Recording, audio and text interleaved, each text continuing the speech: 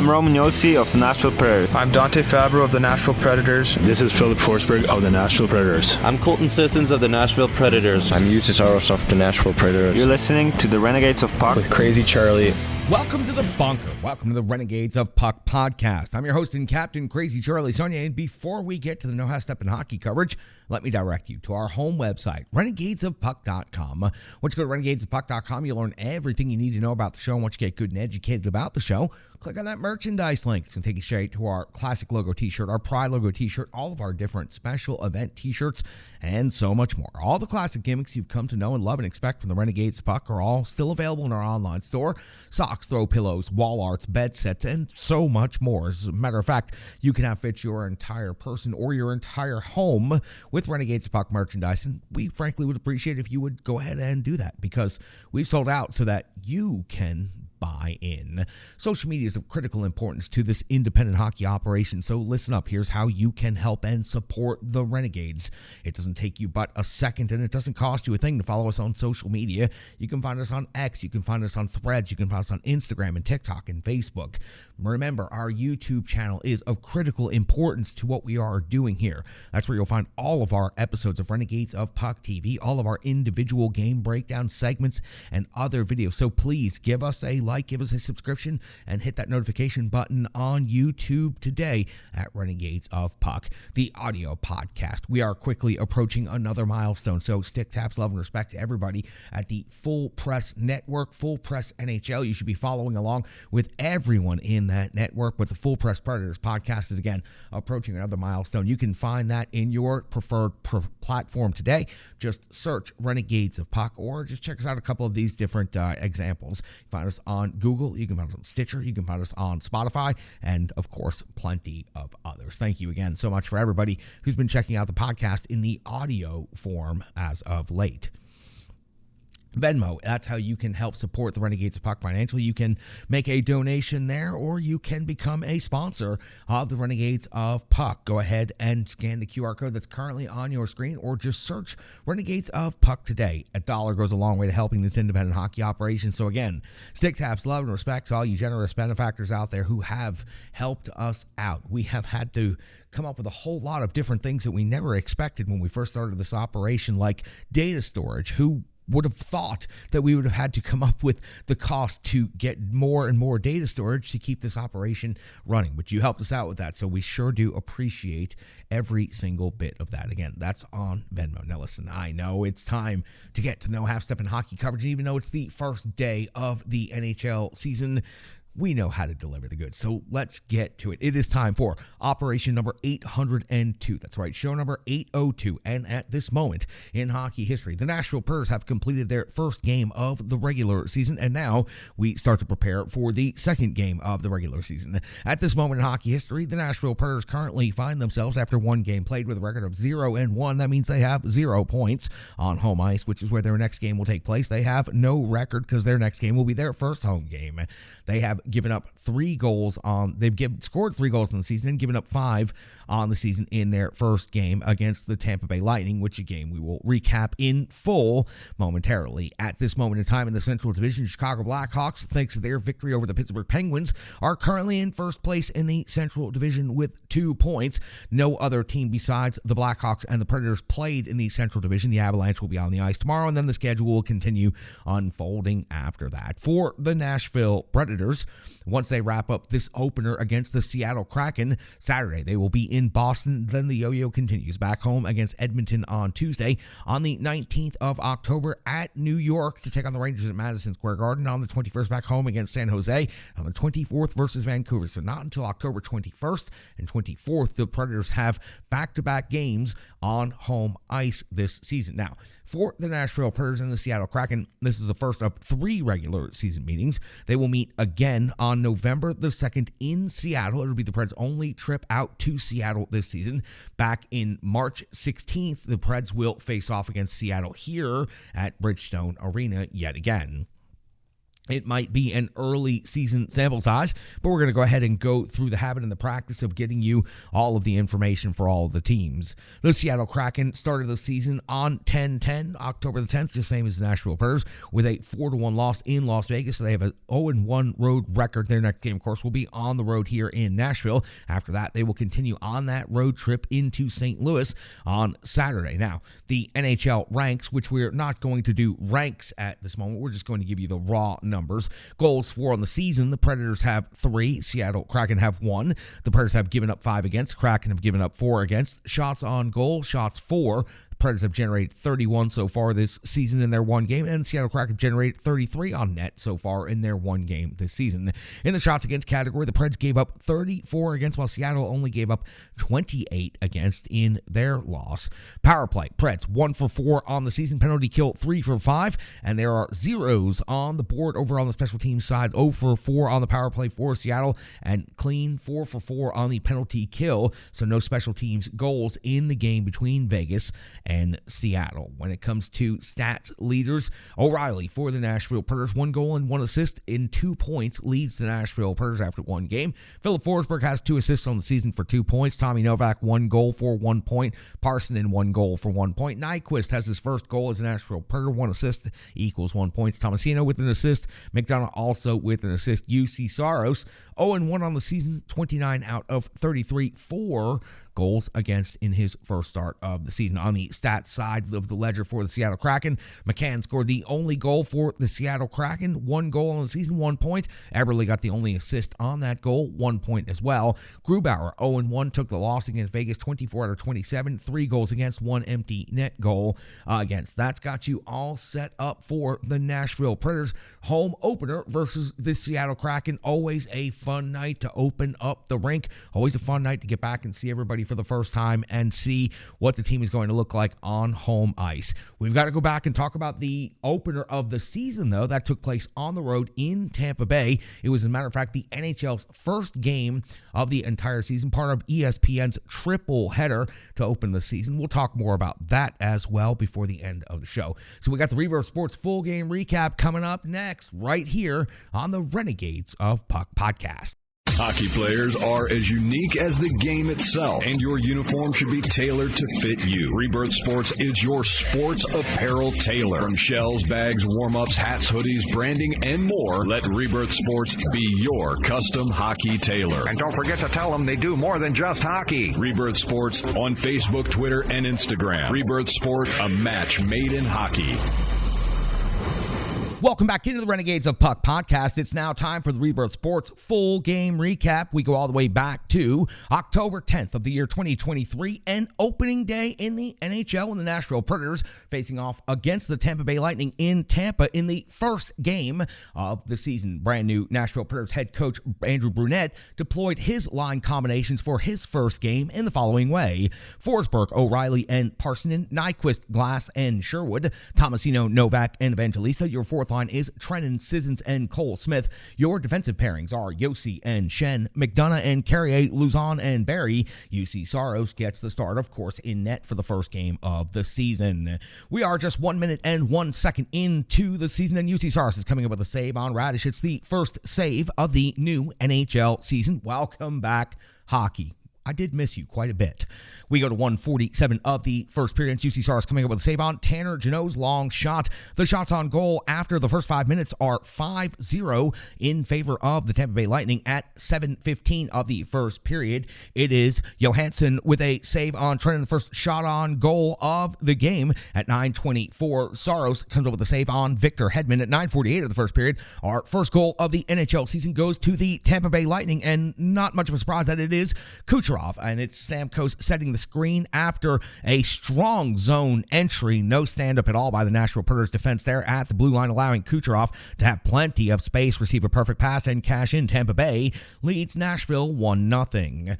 10:15 into the first period. UC Saros comes up with a save on Chernak, plus the rebound by Tanner Jeannot. 11:02 of the first period. Saros comes up with a save on point off of the rush. Tampa Bay absolutely buzzing to start the season in their home rink. 12:05 of the first period. period, Perbix takes a penalty, 2 minutes for high sticking, allows the Nashville Preds at least to take a breath. But I've got to tell you, the power play was awful. They struggled to even possess the puck and generated 0 shots on goal. 14-18 of the first period. It's Colton Sissons off to the box, 2 minutes for slashing. Saros comes up with a big save on Victor Hedman. Nashville Predators penalty kill does a decent job.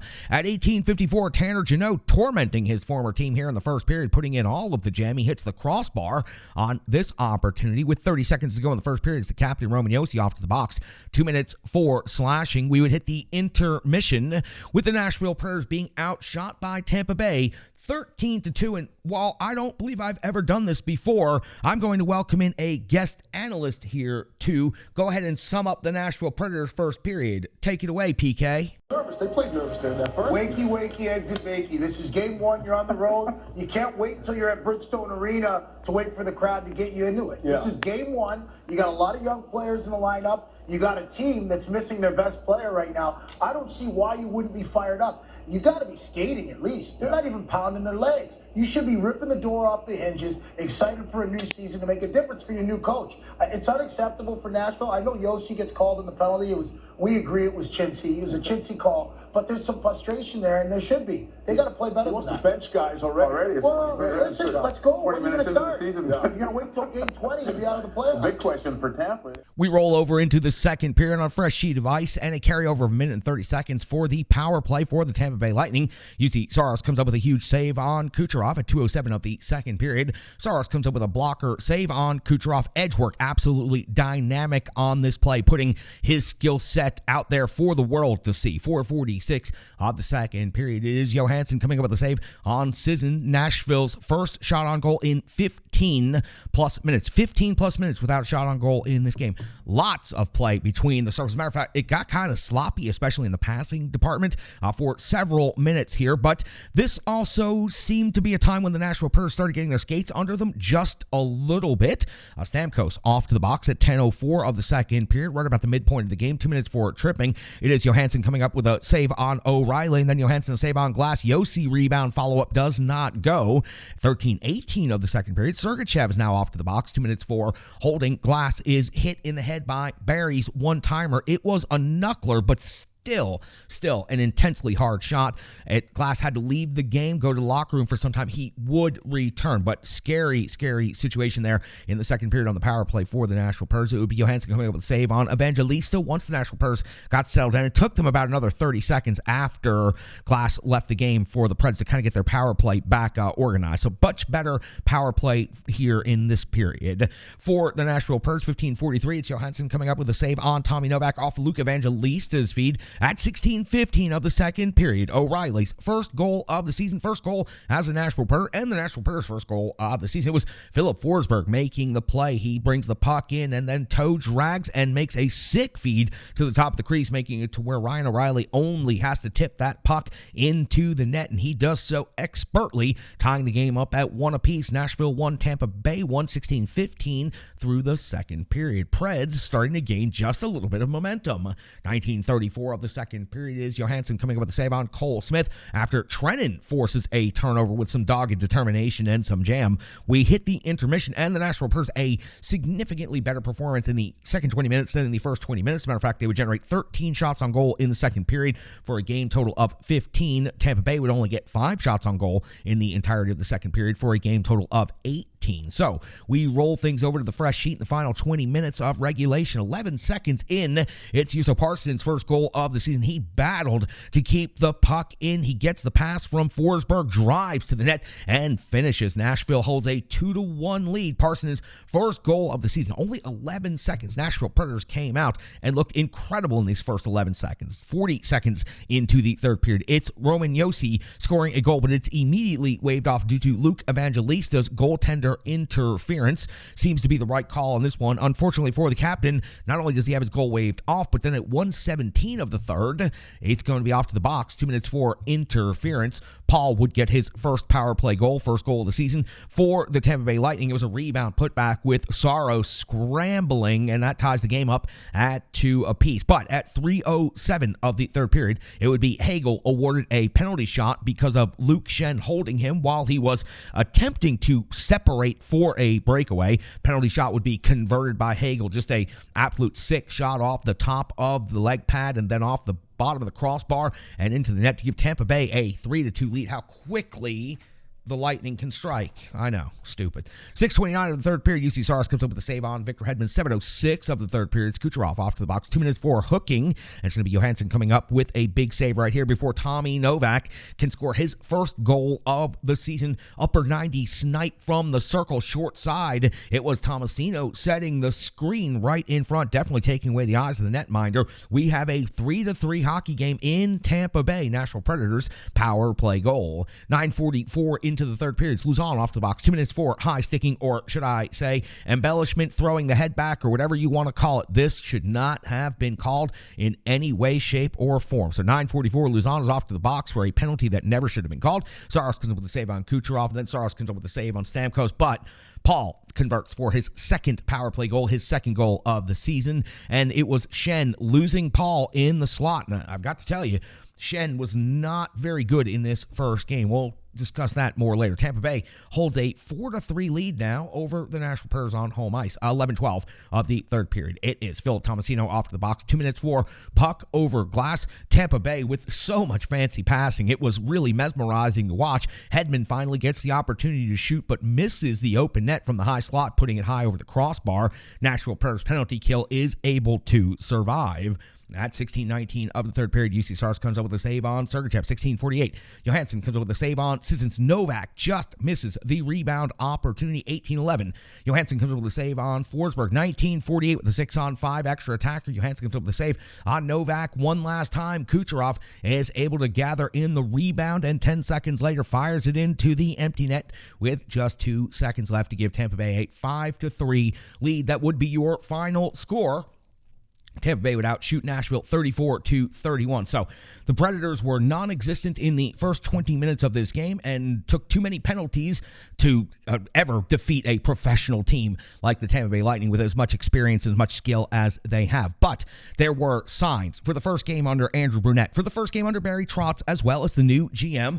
The Nashville Predators showed signs. O'Reilly clearly clicking with Forsberg and Parson. Thought that first line looked very good. And for the Nashville Predators, they certainly, once they got their skates underneath them, and believe me, it was not an attractive first 25-30 minutes of this game, but the final 30 minutes, the Preds showed that they can skate, they showed that they can play hockey, and they certainly showed that once they implement the system in the way that Andrew Brunette wants them to implement the system, I think that this is going to be a enjoyable team to watch, and they can just continue to bring the jam and that determination, then I expect them to continue growing. As PK Subban said in our little guest analyst clip, you can't wait 20 games to get adjusted, or your season is basically over. So for the Nashville Predators, it's a shame that they were tied in the third period and couldn't earn a point, but it was a tough expectation going into Tampa Bay on opening night with all of the new factors. Not making any excuses, just happy with the way the Nashville Predators responded after a putrid first 25 minutes, and they really did respond, and it was a lot of the youth involved. I'm glad to see the youth out there on the power play. All of this is going to be stuff that we talk about coming up in the next part of the show. Coming up, we have full analysis, we have box score, we have Brian Baston coming up, and so much more. Hello, hello, hello. I'm Tracy, owner-operator of Strong Style Fitness, and that's me and my training assistant, Rizzo. And we are here to bring you fitness that meets you where you are by offering circuit classes, bar-inspired classes, Tabata workouts, boot camps, guided stretching, and more, all taught by a certified personal trainer, me. To learn more, go to our website, strongstylefit.com. Subscribe on YouTube at Strong Style Fitness. Follow on social media at Strong Style Fit. But most importantly, let's get you moving. It doesn't matter if it's your first workout or you've been doing it for years. Strong Style Fitness has the workout that meets you on your journey and helps you along the path to a happier, healthier life. I understand where you've been, what you were going through, and where you were going, and I want to take you there. We'll see you on the mat. Mwah! Welcome back to the Renegades of Puck podcast. UC Saros in game one of the season, 29 out of 33, 12 of 13 in the first period. And he looked really strong in the first period, keeping the Nashville Predators alive as they were very, very much outmatched in the first period of this game. Looked great 5-on-5 and put up some really good highlight reel saves. And I think if the Nashville Predators weren't shorthanded so much, perhaps the result could have been different in this game. But again, UC Saros overall, I thought he looked good in his first start of the regular season. I look forward to seeing him on regular ice, on home ice against the Seattle Kraken on Thursday. Now, I definitely want to talk about a positive. There's positives and negatives from this first game. We're going to go through a couple of them. Forsberg, O'Reilly, Parsonen on the first line. I really like this combination. It brings a whole different bunch of skill sets. All of them are very strong on the puck, very much able to control the puck, possess the puck, and move the puck. And we saw some of that in this game as the trio combined for 2 goals and 3 assists, and that's 5 points, 12 shots on goal. A very, very promising first game for these three together. I would definitely like to see them get more ice time. Parsonen looked very, very good and comfortable up there, and O'Reilly fits right in as we figured he would. And of course, Philip Forsberg, back healthy and looking good out there, was more influential on the offense as the game went along and was very, very, very solid in his passing game out there. Both of his assists were very strong, good, slick passing. Tommy Novak on the board in the first game of the season with 1 goal. He also generated 3 shots on goal. He was very noticeable. As a matter of fact, he had opportunities when it was still 4-3 in the third period. He had opportunities there with the 6-on-5 at the very end to get a couple of opportunities around the net, rebound shots, and just could not find the back of the net a second time. But he found the net back in the net one time, and I think Tommy Novak is off to the beginning of a very, very good start to his season. I'm really looking forward to tracking his production. I've enjoyed watching him since he first came up, and then last year, of course, exploded onto everybody's consciousness. So Tommy Novak gets his first goal of the season for the Nashville Predators and had a very, very noticeable game. You got to give Nyquist some credit for the 1 assist, his first point as a Nashville Predator. He's been brought under here. I'm sure he's feeling a lot of pressure coming out of training camp in his first preseason with the Preds to go ahead and contribute and generate. This hopefully allows him to take a deep breath moving into the next series of games. So he picks up his first assist as a Nashville Predator. He should always stop and give recognition for a moment like that for the Nashville Predators in franchise history. Now, those were good things. Those were pretty good things, right? Yeah, those are pretty good things. Schenn was not a good thing in this game. Just not a great debut. He got beat twice around the crease and had a very soft blue line denial, and what we've been promised, what we've been sold as a bill of goods about Schenn is that he was going to be difficult to play against physically.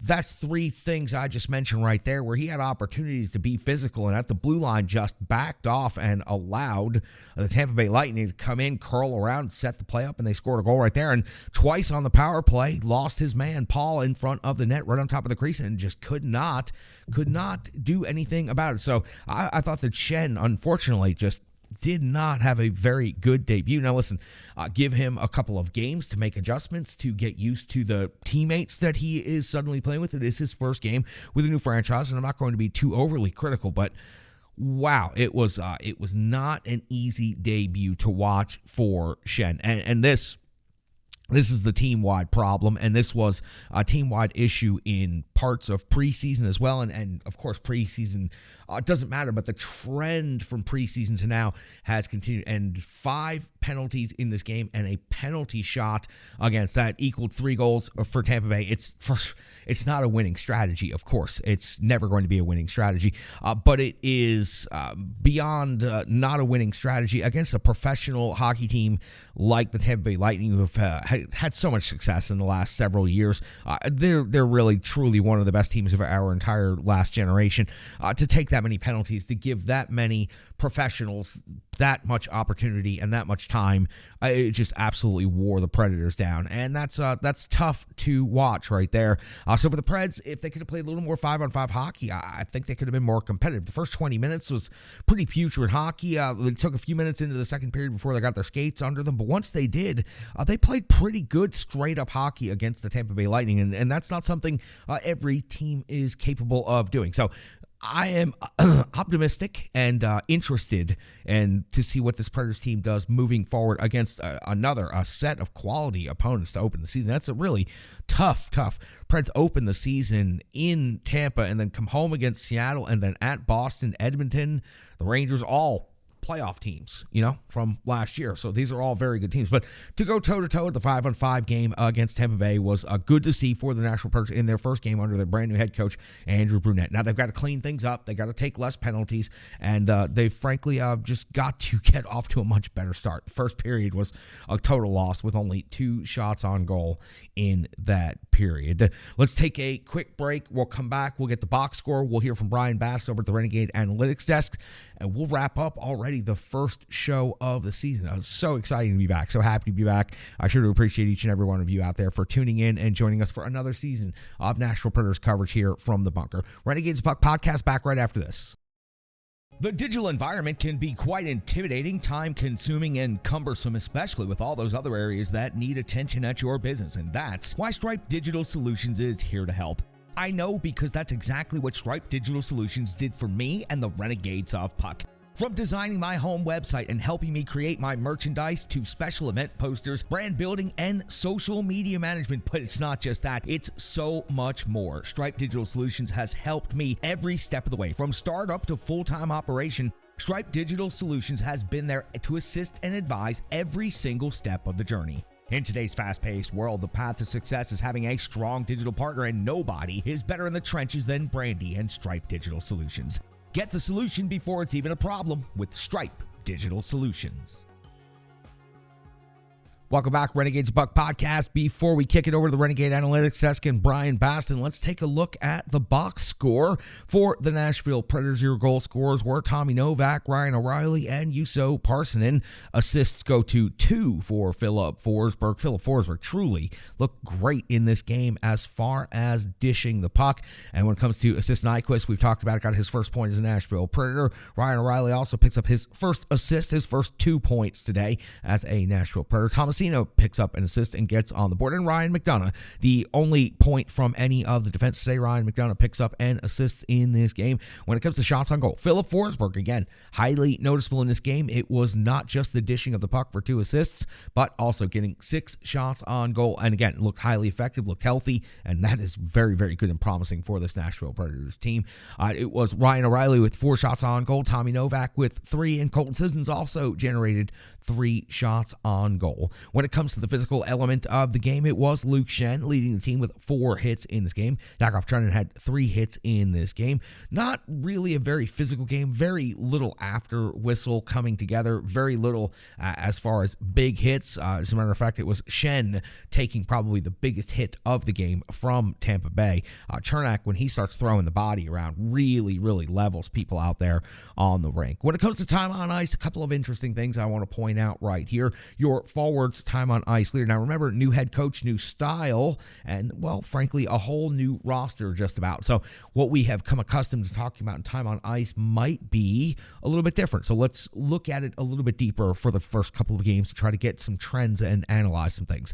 21:59 for Ryan O'Reilly. I am not surprised that Ryan O'Reilly led the forwards in time on ice. That is customary for how he plays the game and how he has been throughout his career. Philip Forsberg, 20:51. Great to see Philip Forsberg getting near 21 minutes in total time on ice. On the defensive side of things, this will come as no surprise, and I believe this trend will continue it as it has under the previous 2 head coaches into now under Andrew Brunette. 25:37 total time on ice for the captain, Roman Josi. And Barry, this game, 21:18 total time on ice. Now, those special teams is where I wanted to kind of bore down on the time on ice. Now, we had been wondering what the power play unit is going to be, what the penalty kill is going to look like, and under Andrew Brunette, I think it's pretty clear after one game. It may be a small sample size, but this is pretty obvious and pretty telling. The time on ice on the power play, Philip Forsberg had 5:42.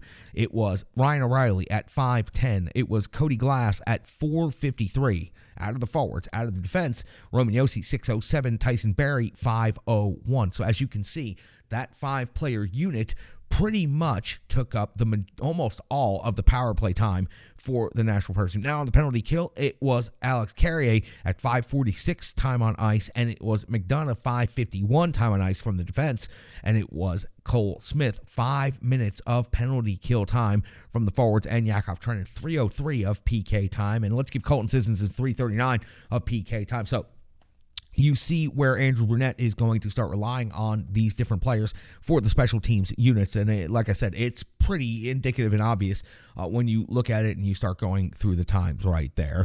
That's going to do it for... Oh, wait, no, the box score also includes the goaltender, UC Saros, 29-33, 4 goals against. And again, if he could have played more 5-on-5 hockey in this game and maybe not faced a penalty shot, perhaps the results could have been different. So UC Saros takes the loss, gives up 4 goals in this game. Now, that is going to do it for the box score, but that's not the end of the numbers. That's not the end of the stats, because it's the return for another season of Brian Baston to operate and run the Renegade Analytics desk. I love to set him up in this way. He's got the charts you need to see. He's got the numbers you need to know. From ontheforecheck.com, he is the one and only Brian Baston. Brian, the show belongs to you. Thanks a lot, Charlie. Well, it sure does feel good to be back, doesn't it? I'm excited to cover the Predators with the Renegades of Puck for yet another season, and despite the 5-3 loss tonight against the Tampa Bay Lightning to open the season, there was a lot to like about this game.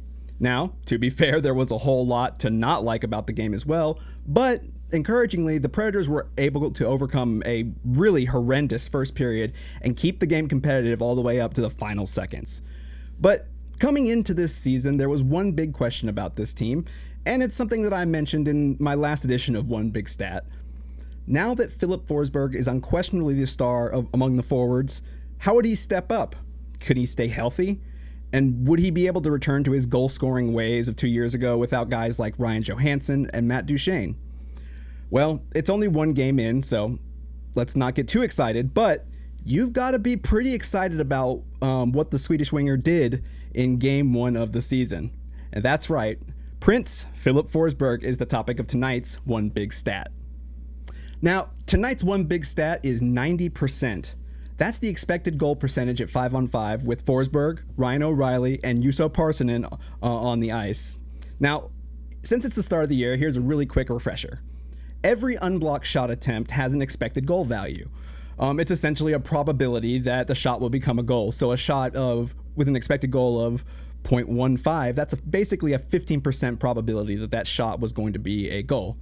Now, the expected goal percentage looks at that top line at 5-on-5, and when they were on the ice, Nashville had 90% of all the expected goals that happened, even from Tampa. So that's pretty impressive, because most of the time that top line saw Nikita Kucherov, Steve Stamkos, and Braden Point playing against them, which that's one of the best lines in the entire NHL. Now, they accrued 0.9 expected goals, and that's really high quality because that came on just 6 unblocked shots. But this line was so effective at 5-on-5 that those 6 unblocked shots, all of them were shots on goal, and not just shots on goal, but all 6 were high quality, high danger chances, which is just really, really impressive. And they didn't give up a single one. They were playing against really great competition. It was a new line mates for Forsberg, who maybe played a little bit last year with Parssinen, but now with Ryan O'Reilly centering this group, it's almost like it's a brand new line for him. And they stepped up against one of the best lines in the entire league. That first goal from Ryan O'Reilly, and the second goal from Juuso Parssinen, both of those happened because Philip Forsberg was not only making plays with his skating ability, but with his hands as well. And, he pulled some incredible moves and then made even more incredible passes to both of those guys. And they ended up scoring 2 goals and only giving up 1 against the Lightning. So again, it might be early, of course, and the Preds really weren't able to muster up anything in the first period, but this has to be an encouraging sign, at least, for Filip Forsberg and his prospects for the year.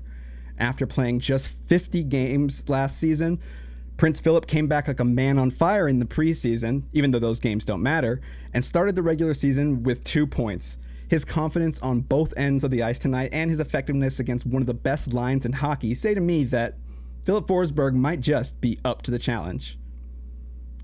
And before I leave you, even though we're done talking about stats, I do want to say one more thing that's pretty important to me. And I want to talk to the watchers, the viewers, the listeners there, you all at home. Hockey is for everyone. No matter what anybody says, don't listen to them. Hockey is for everybody, no matter who you are, what you are, any of that. This sport is something I truly love and care about, and I hate to see it run by people who want to shut other people out. But as long as I'm doing this and as long as I have any involvement with this sport, I'm going to make sure that people know hockey is for everyone. And that's tonight's one big stat. Charlie? Thank you so much, Brian. Sure to appreciate everything you do to help us out, and I sure do appreciate the words that you shared on this episode. And the words that you always share. Brian, of course, is always free to share his opinion, as all Renegades are free to share their opinions here in the trenches. I allow them certain areas to go, and wherever they need to take it, they're always welcome to, and I appreciate them being willing to share their opinions. I want to share an opinion about the opening day of the NHL. We had 3 games. I kind of like the format. ESPN thought they did a really good job. It's good to see the NHL getting that shine product. It's good to see the NHL being pushed a little bit. It's good to see the hype and the hoopla, and to see that ESPN is taking the new contract with the NHL very seriously. I rather enjoyed the format. I kind of wish throughout the season perhaps they could pick a day of the week and do a triple header where there was perhaps a 4 o'clock in the afternoon start and then a 7 o'clock and then a 9:30. I thought it was kind of fun to sit and watch all 3 of those games. Today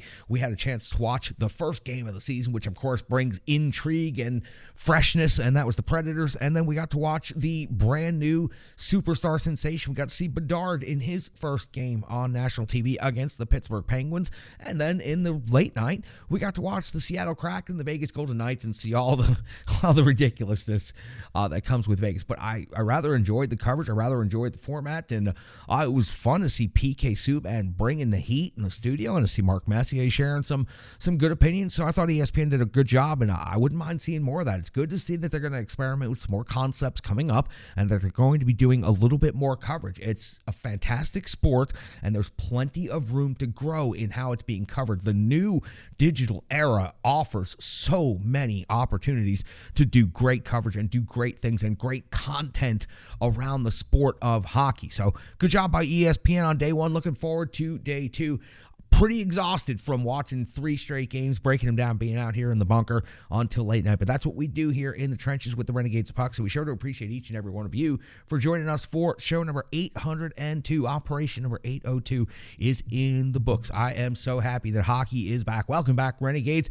We're back in the trenches full time. We'll be back in here Thursday night, breaking down everything that happened between the Nashville Predators and the Seattle Kraken. Operation number 803. Make sure you are ready for that. Turn on those notifications. Make sure you subscribe to our YouTube channel. We're lagging behind a little bit right there, and we sure could use a little bit of extra help. Again, stick taps, love, and respect to everybody at the Full Press NHL Network. We sure do appreciate what you have done helping us reach significant milestones and go from local to global over the course of the last 2 seasons. We have had a great run with them. We're looking forward to another full year of coverage here from the bunker. That's going to do it for Operation number 802. I am your host and captain, Crazy Charlie Saunier. Stick taps, love, and respect.